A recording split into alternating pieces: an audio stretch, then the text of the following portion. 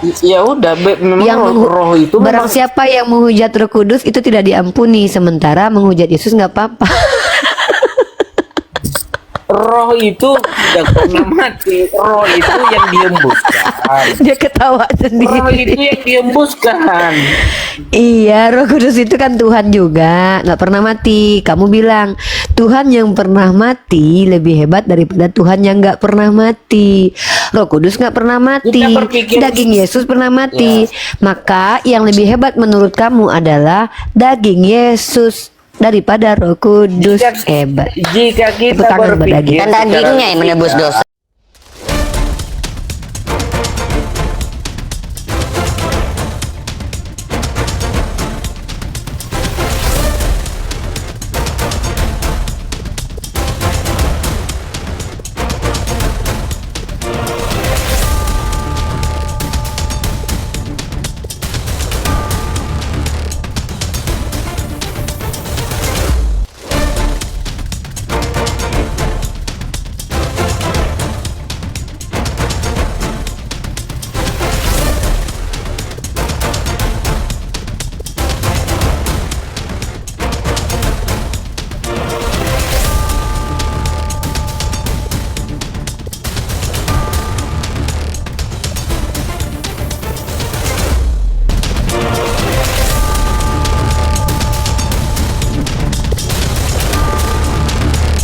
Assalamualaikum warahmatullahi wabarakatuh. Selamat datang di channel Tanya Jawab Iman, tempat di mana Islam dan Kristen bertemu dalam ruang diskusi dan debat. Di sini, setiap argumen akan diuji dengan dalil, logika, dan kejujuran berpikir. Para apologet Islam akan menjelaskan kebenaran agama Islam dengan hujah yang kuat, sementara pihak Kristen akan bertanya dan berusaha mempertahankan keyakinannya dengan cara mereka. Ini bukan sekedar diskusi dan debatan, melainkan pembelajaran iman dan logika yang membuka mata kita tentang siapa Tuhan sebenarnya dan bagaimana manusia memahami wahyunya. Nah, singkat kata, mari kita lihat video sekarang. daging Yesus mati, Roh Kudusnya tidak. Nah, berarti Daging Yesus mati, Oke. Roh Kudusnya tidak. berarti daging Yesus lebih hebat daripada Roh Kudus, karena kamu tadi bilang Tuhan yang pernah mati lebih hebat daripada Tuhan yang nggak pernah mati. Daging Yesus lebih hebat daripada Roh Kudus.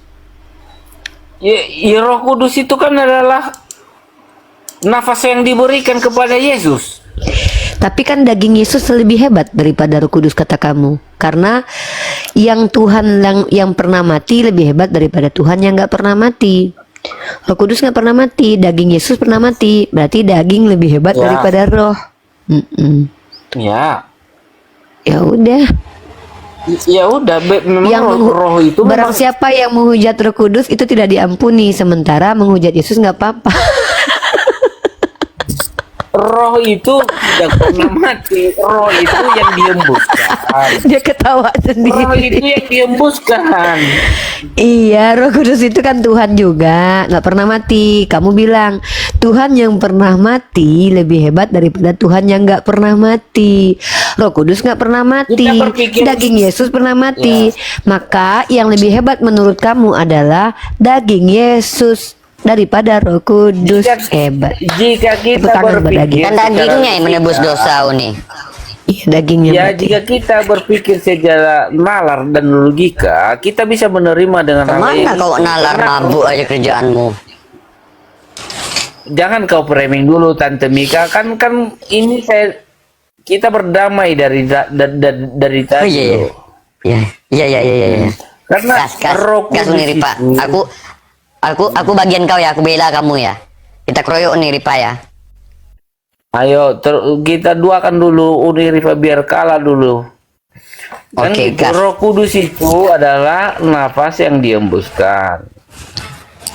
Ini saya bulatkan dulu, Bapa kan. Di dalam Bapa terdiri roh dan firman. Firman itu menjadi manusia, yaitu logos. Dan logos itu berkata, itu adalah Renata. Itu maksudnya. Jika Anda biarkan beranalogi. Regata, salah, regata. Regata bukan Ya. Renata. Ya, jika Anda membiarkan saya beranalogi seperti ini bentuknya.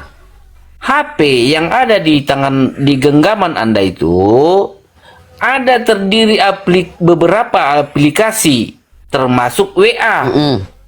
Bigo. WA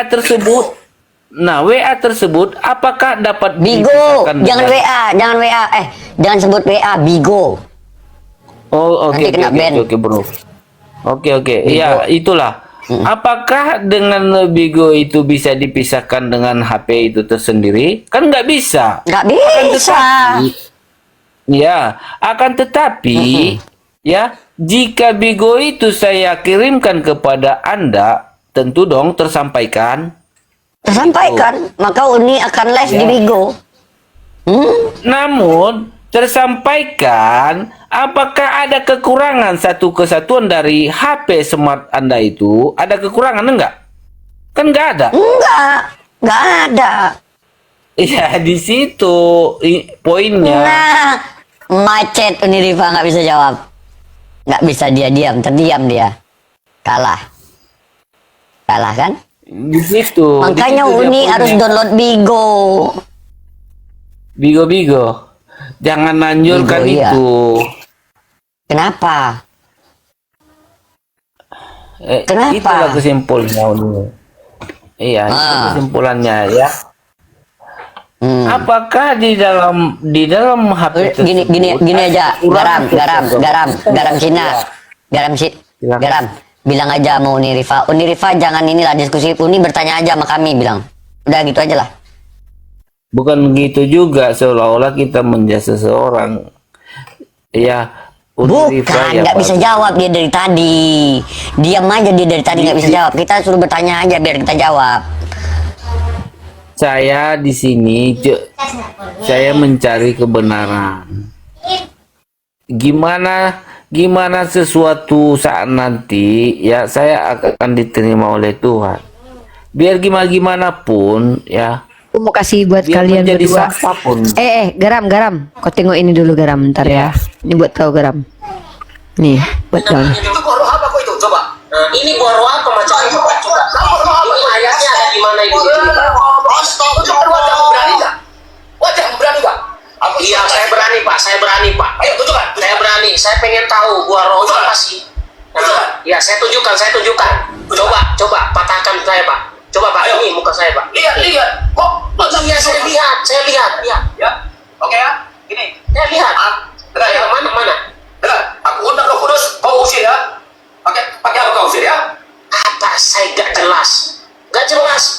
Coba mana kuasa rohmu mana? Buktikan. Aku lawan ya. Buktikan sekarang mana? Buktikan. Buktikan. Oh iya, buktikan. Ya. Ya, itu jelas. Saya Diam dulu. Lihat teman-teman. Orang gila. Orang gila. Direkam guys. Ini ada orang gila. Ada orang gila. Rasukan roh setan. Apa cibai katanya? Kurang ajar penyitaan. Apa yang gak jelas? Tenang aja Om Gia, tenang aja kita. Sudah tobat. Gak berani kau melawannya ya? Tobat. Kamu itu lagi berbohong.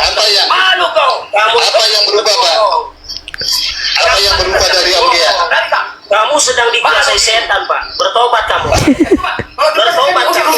Kamu lagi dikuasai setan, berbohong. Ngapain saya mengusir setan? Setan mengusir dirimu. Ngapain? Kepada setan kok. Pastikan mati kau langsung. Gak ada kuasa apapun yang bisa melawan dengan saya. Kau dikuasai setan. Gak berani ngelawan. Ya, udah coba aku tes ya. Coba aku tes sama garam Cina ya. Aku tes ya. Hati karabagara barai. Hati kondori barai. Hati karabagaru. Hati karabai kecerabai. Hati karabai cibai karabarai. Dati barai karabai. Cika barai karabarai. Cika barai karabarai. Kita pernah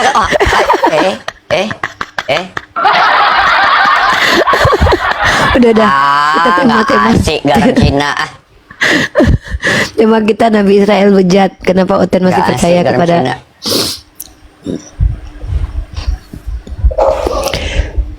Ya, silakan Ovid. Halo kakak. Ya, tema kita adalah kebejatan nabi-nabi Israel. Sudah bejat nabi-nabinya, kenapa masih diterima sebagai nabi? Itu adalah tema kita malam ini. Mau ikut bahas tema ini atau mau bertanya saja, silakan. Bahas tema ini boleh. Oke.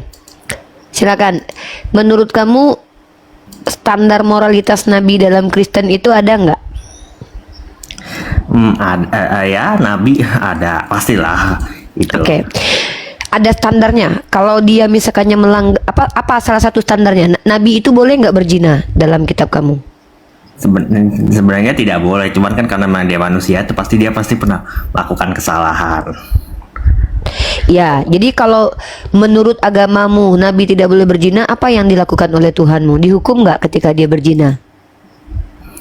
Pasti ada ya, ada dihukum tapi itu. Oke, bagus. Saya tunjukin sama kamu ya.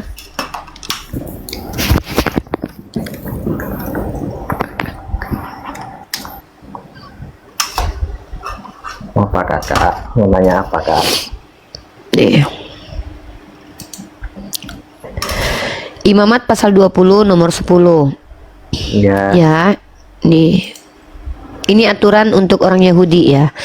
Bila seorang laki-laki berzina dengan istrinya orang lain, yakni berzina dengan istri sesamanya manusia, pastilah keduanya diapain? Hukum mati. Iya. Nah, Daud waktu berzina dengan Batseba dihukum mati sama Tuhan nggak?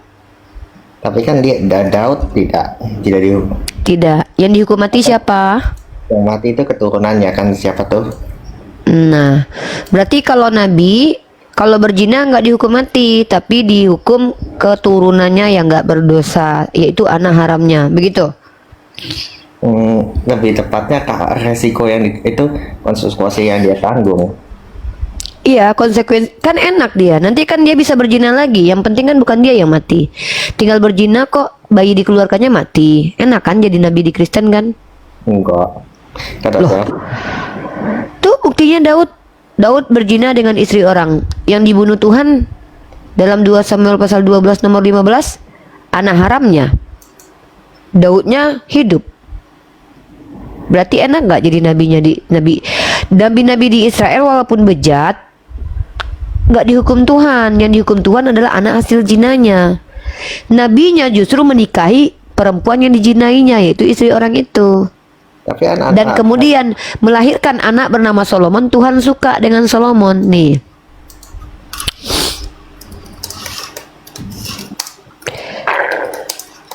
Ini standar moralitasnya iman Kristen teman-teman ya. Standar moralitas agama Kristen adalah Nabi itu tidak boleh berzina. Tapi kalau berzina nggak apa-apa, karena kan ada anaknya nanti jadi tumbal. Nih. Daud itu bukan nabi kak, itu raja. Daud bukan nabi. Oke, berarti ini salah ayat ini ya. Saya baru tahu nih kalau ini ayatnya salah nih. Nih, coba kamu baca Ovid ya. Buka Kisah Para Rasul pasal 2 nomor 30 Ovid. Kisah Para Rasul 2 nomor 30. Iya. Tetapi ia adalah nabi dan ia tahu bahwa Allah telah janji kepadanya dengan mangkat sumpah bahwa ia akan mendudukan seorang dari keturunan sendiri di atas tahtanya. Iya, tetapi dia seorang Apa? Tetapi dia adalah seorang apa ini? Nabi. Oh, entar dulu.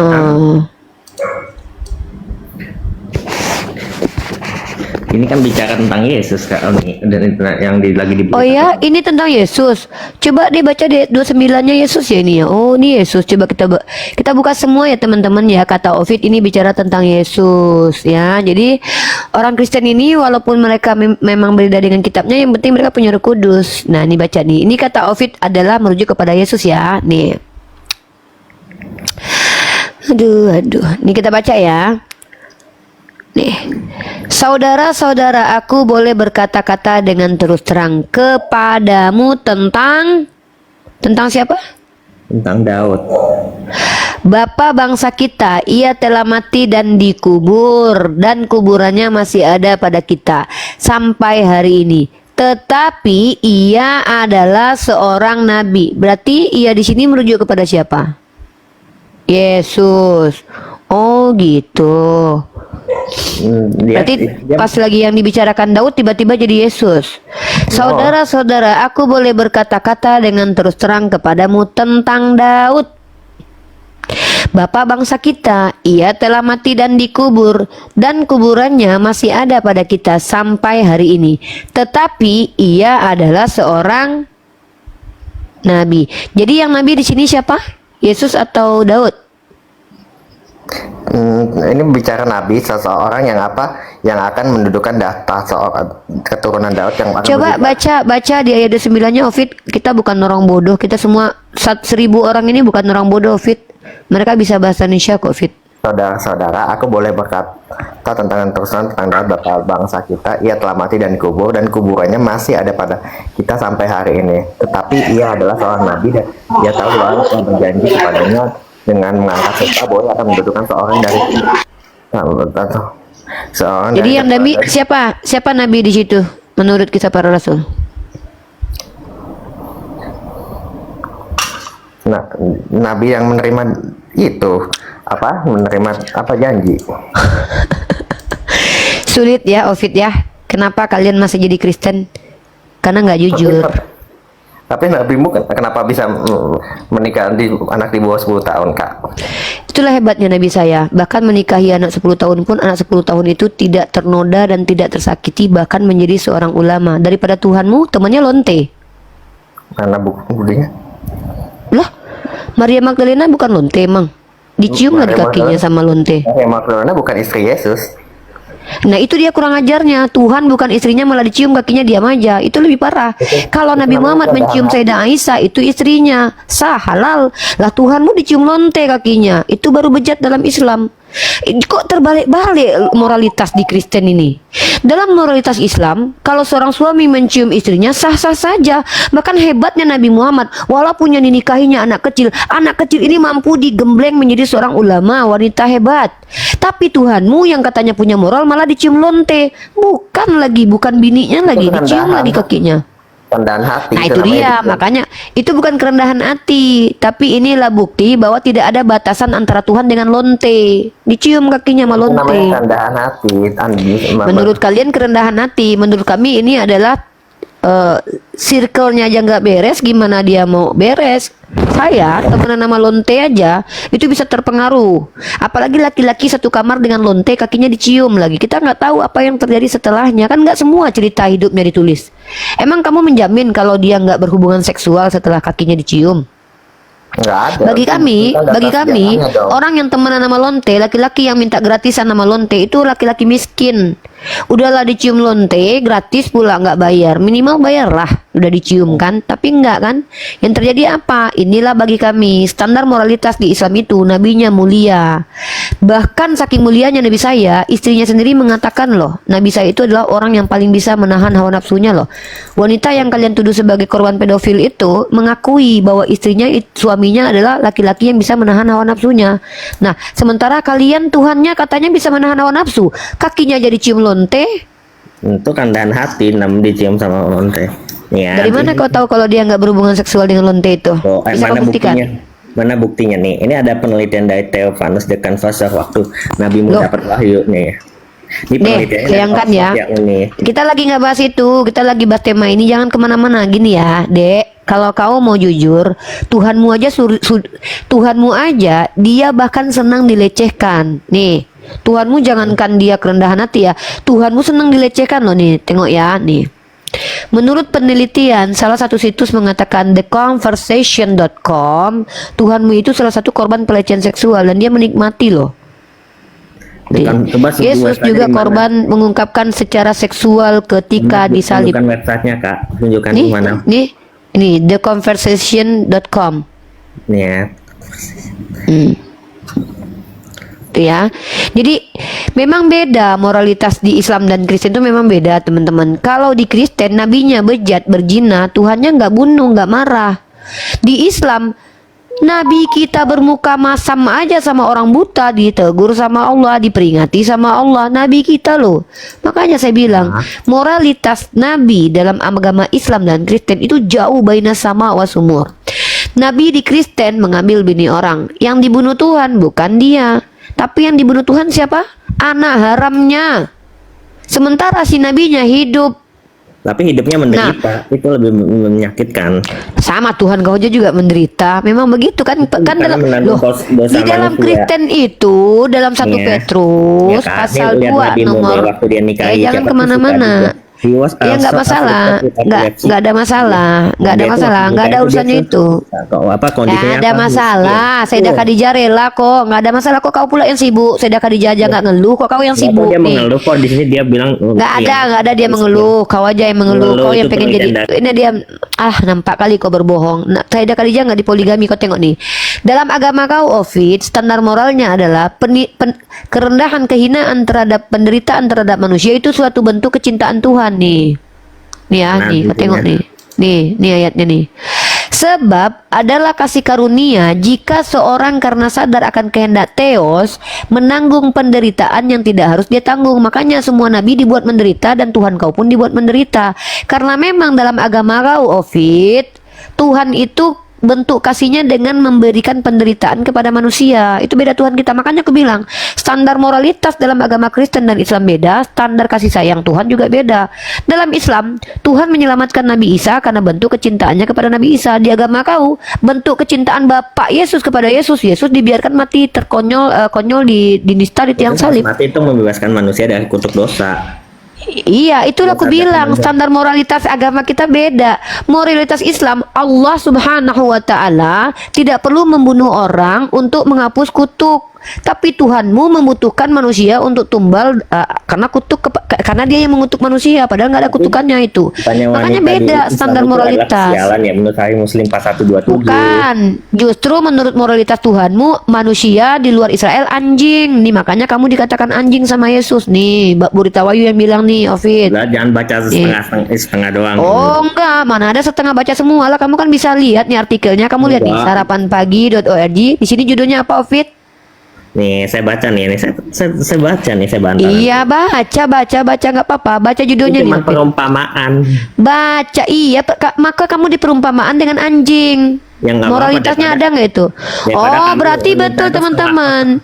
Wanita di Islam. Mana ada mana? Coba mana dalilnya kami otaknya setengah? Ya mana coba liatin otak setengah coba. Ini ya teman-teman ya, kalau Kristen dikatai anjing katanya bermoral. Sementara mereka menuduh Nabi Muhammad mengatai kita setengah otak. Coba aku tunjukin dalilnya mana? Perempuan muslim separuh otak. Coba. Kalau nggak fitnah bukan Kristen guys. Nggak bisa. Soalnya aib semua isi kitabnya guys. Jadi untuk supaya agak menang sedikit ya fitnah, yaitu dengan menuduh Nabi Muhammad mengatakan kita otak separuh. Dalilnya mana Fit? Mana coba baca kuat-kuat. Coba baca. Apa Berantem jawab, beliau melanjutkan itulah tanda setengah akalnya. Nih, bukan akal itu otak nggak? Akal itu sama dengan otak. Bukan persaksian seorang wanita adalah setengah persaksian seorang laki-laki. Para wanita inilah gara-gara Kristen ini nggak bisa bedain mana yang berpinan, mana yang berfirman, mana yang firman, mana Tuhan, mana manusia, sampai-sampai nggak bisa bedain mana akal, mana otak. Inilah aku bilang Kristen ini akan masuk neraka gara-gara nggak paham KBBI. Nih ku ajarkan kau KBBI, makanya aku bilang kau pakai ChatGPT berbayar tapi kau ternyata masih bodoh. Saya tanya dulu sama kau, akal dan otak itu sama nggak? Akal dan otak, akal itu kan ada di dalam otak. Nah sama nggak? Ya sama lah, ada ya ada. Nih, inilah kenapa Kristen ini akan masuk neraka gara-gara bodoh. Nih, Otak yang jelas, sama yang tidak jelas jauh itu kan dulu. Nabi Musa Ini kan saya lagi kesurupan roh jahat. Waktu yang dia dapat kesurupan wahyu. nggak ada, yang malah Iya, kesurupan itu ini adalah penelitian dari Yale University nih. Iya, dengar dulu Ovid, jangan kabur-kabur. Di sini bukan tempat kau nge-framing, di sini tempat kau belajar nih. Guru Saiful ungkap perbedaan akal dan otak. Fit, ngapain kau belajar teologi? Bahasa Indonesia aja kau gagal. Nih ada perbedaan antara otak dan akal. Goblok. Ya, kau mending belajar KBBI dulu, otak KBBI, nih otak KBBI. Makanya kau Kristen karena kau nggak bisa bedakan antara otak dan akal. Makanya kau nggak bisa bedakan Tuhan dan manusia. Kau baca ini, otak adalah benda putih yang lunak terdapat di dalam rongga tengkorak yang menjadi pusat syaraf. Ini loh blok. Makanya kau Kristen karena kau goblok, Ovid. Goblok kau tuh menahun dari dulu katanya chat GPT, tapi kau ngapain kau sekolah, Fit? Bahasa Indonesia aja kau nggak pakai. Penelitian Yale University ini. Ngapain kau? Kau belajar dulu bedakan akal dan otak. Kau jauh kali kau belajar. Makanya kau gini loh, ini ibarat kata kau SMP dulu tanpa SD. Ini loh. Kau belajar S1 dulu nih. Udah lama kamu tuh Makanya S1 makanya memalukan S1 antara otak dan akal aja nggak bisa bedain nih.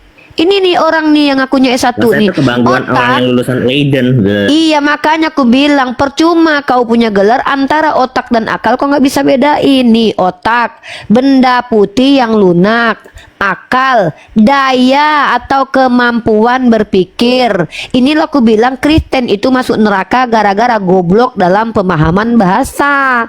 Bukan kalian itu masuk neraka salah satu sebabnya gara-gara goblok yang dipertahankan. Lah buktinya yang menang Nobel aja mayoritas Kristen. Islam cuma. Nah, inilah aku bilang pemenang Nobel di agama kau saja itu mencabul kerjaannya. Makanya kami itu tidak bersandar kepada penerima Nobel nih. Inilah kenapa aku bilang kami nggak percaya dengan Nobel-Nobelan. Buktinya di agama kau penerima Nobel saja itu mensodok lobang tai anak kecil. Nih, aku tunjukkan sama kau ini aku tunjukkan. Nih kau nih inilah kenapa kenapa dia ini Kristen. Gak ada, itu fitnah kau kan dari tadi mengatakan otak dan akal aja kau udah kau tengok nih penerima Nobel nih, kau tengok nih penerima Nobel perdamaian Uskup Belo dituduh lakukan pelecehan terhadap anak. Kabur kau kan? Vatikan akui sudah beri sanksi nih. Penerima Nobel saja di agama kau mentusbol lobang tai anak kecil. Apa yang bisa kau banggakan? Ku bilang beda moralitas kita. Moralitas nabinya aja beda, moralitas umatnya beda. Kau Nobel penerima Nobel Uskup Belo aja mentus bolobang tai. Inilah kenapa kau Kristen, karena bodoh menahun, bodoh kau pertahankan. Bodoh. Otak akal sama nggak? Sama. Otak itu adalah benda putih, pusat syaraf. Akal adalah kemampuan berpikir. Inilah ku bilang orang Kristen seperti Ovid masuk neraka gara-gara goblok. Kau S1 otak sama akal kau nggak bisa bedain, mending kau balik ke SD lagi. Opit ngapain lah kau kuliah kalau otak dan akal aja kau nggak bisa bedain. Sama kah semua Kristen ini ya? Si Joseph pun nggak bisa loh guys bedain otak dan akal. Apa karena mereka ini karena mereka ini mengingkari KBBI ya? Halo Capricorn.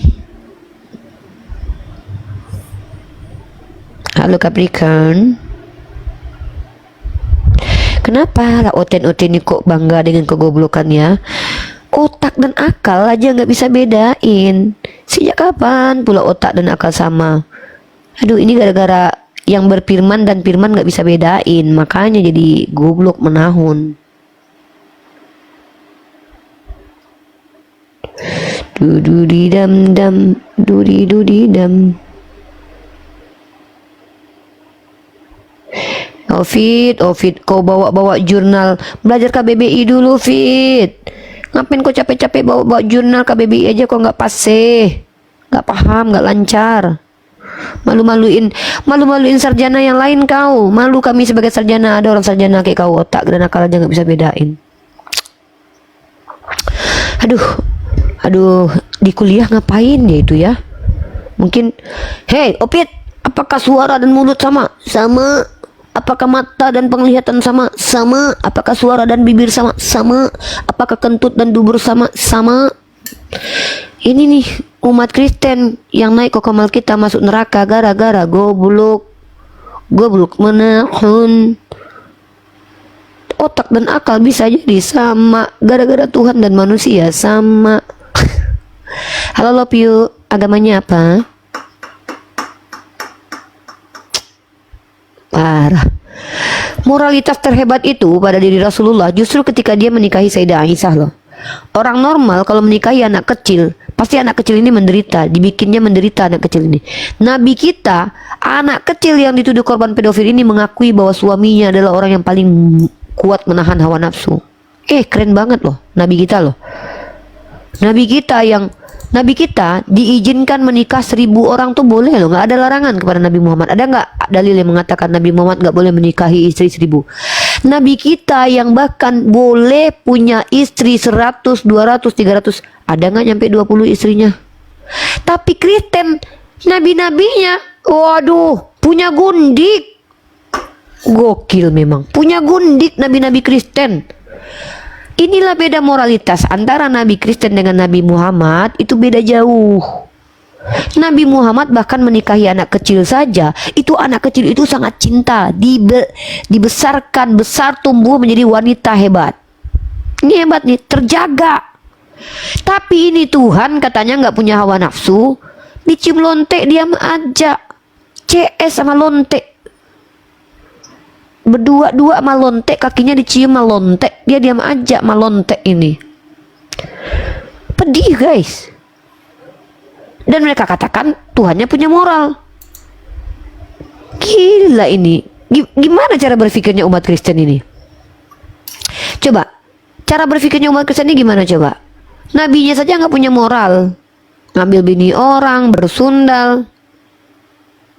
Lalu tiba-tiba banyak sekali mereka mengkritisi Nabi Muhammad yang moralnya sangatlah tinggi. Alhamdulillah, diskusi ini mengingatkan kita bahwa perbedaan bukan alasan untuk bermusuhan, tetapi kesempatan untuk saling memahami. Kita boleh berbeda dalam keyakinan, tetapi semua manusia sama dalam pencarian akan kebenaran dan kedamaian. Semoga diskusi ini membuka hati, meluruskan pandangan, dan menguatkan iman kita untuk terus belajar tanpa merasa paling benar sendiri. Jika ada hal yang menurutmu menarik, menantang, atau mungkin bertentangan dengan pandanganmu, sampaikanlah dengan cara yang baik dan beradab di kolom komentar. Karena sesungguhnya, adab dalam komentar adalah cerminan dari keimanan seseorang. Terima kasih telah menyimak sampai akhir. Semoga Allah memberi petunjuk kepada siapapun yang sungguh-sungguh mencari kebenaran. Sampai ketemu lagi dan tunggu video selanjutnya diskusi dan debat apologetik Islam dengan oknum Kristen lainnya. Assalamualaikum warahmatullahi wabarakatuh.